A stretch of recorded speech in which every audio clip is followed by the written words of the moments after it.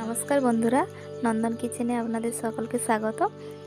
আজকে আমি বানাবো পনিরের একটি নতুন রেসিপি, পনির পুরি। এভাবে একবার পনির পুরি বানিয়ে দেখুন, একদম মুখে নিলেই মিশে যাবে। কড়াইটা বসিয়ে দিয়েছি, এর মধ্যে দিয়ে দেবো 1 চামচ ঘি।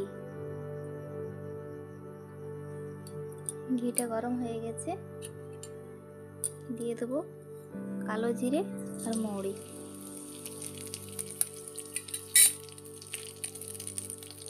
কালো জিরে আর মৌরিটা ভাজা হয়ে গেছে, এর মধ্যে দিয়ে দেবো কুচিয়ে রাখা পনির। আমি পনিরটা পুড়িয়ে নিয়েছিলাম।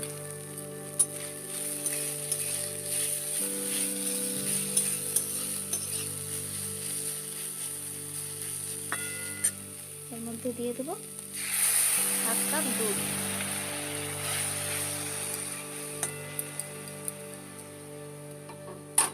দিয়ে দেবো চিনি, এই চামচে আমি 3 চামচ চিনি দেবো।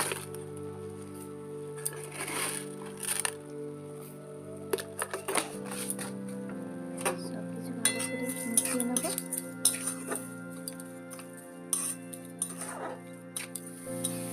পুরটা আমার তৈরি হয়ে গেছে, একটা আঠালো ভাব চলে এসছে। পুরটা আমি এবারে নামিয়ে নেব। পনিরের লুচি বানানোর জন্য আমি এখানে নিয়েছি 250 গ্রামের মতো ময়দা। দিয়ে দেবো এর মধ্যে পরিমাণ মতো লবণ,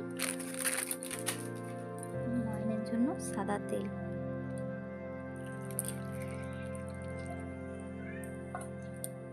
অল্প অল্প জল দিয়ে ভালো করে মেখে নেব। ময়দাটা মাখা হয়ে গেছে, ডো হয়েছে। ডো থেকে আমি লুচির জন্য লেচি কেটে নেব।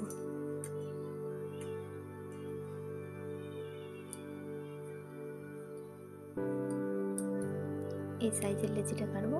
এভাবে আমি সব লেচিগুলো কাটা হয়ে গেছে। এবার আমি পুরটা ভরে নেব। বাটির আকারে গড়ে নেব।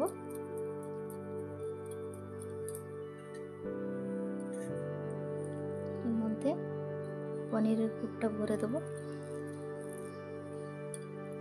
খুব কম সময়ে কম উপকরণ দিয়ে এই পনিরের লুচিটা তৈরি হয়ে যায়, খেতেও অসম্ভব সুন্দর হয়। এভাবে সব লুচিগুলো আমি পুর ভরে নেব। আমি আরেকটা দেখিয়ে দিচ্ছি।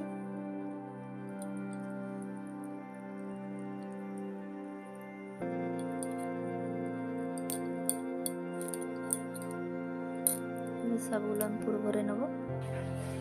আমার সব লিচিগুলো হয়ে গেছে। এরপর এগুলো আমি বেলে নেব। আমি এগুলো ময়দা দিয়ে বেলবো।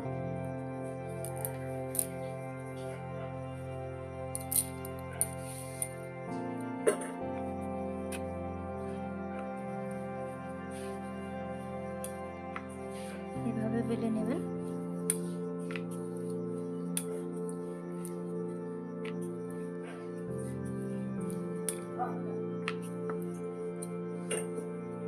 এভাবে সবগুলো আমি বেলে নেব।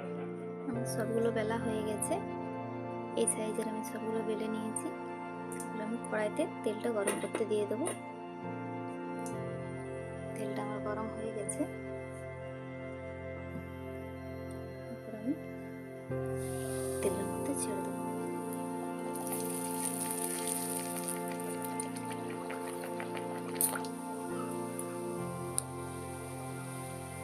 একটা একটা করে ভেজে নেব।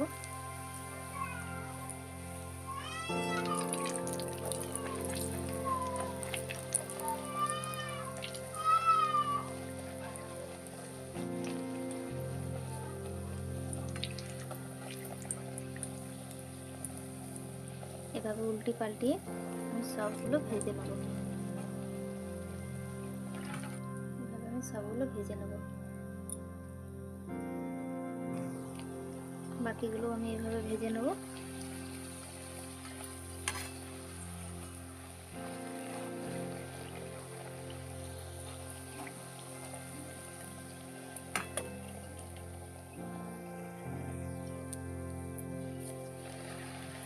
ময়দা দিয়ে বেলার কারণে তেলটা একটু লাল হয়ে যাবে।